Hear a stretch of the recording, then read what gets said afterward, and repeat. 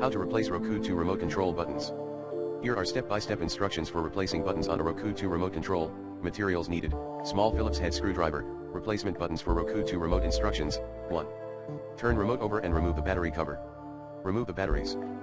2. Use the screwdriver to remove the 4 screws from the back of the remote. Carefully lift off the back panel. 3. Identify which button needs to be replaced and gently lift it straight up from the small plastic picks it sits on. The buttons may take a bit of wiggling to loosen. 4.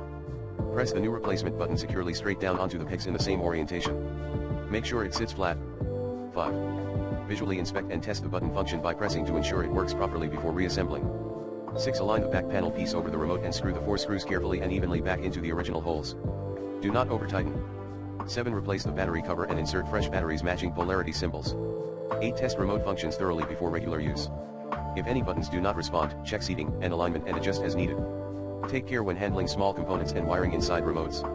Contact Roku support if replacement does not resolve button issues.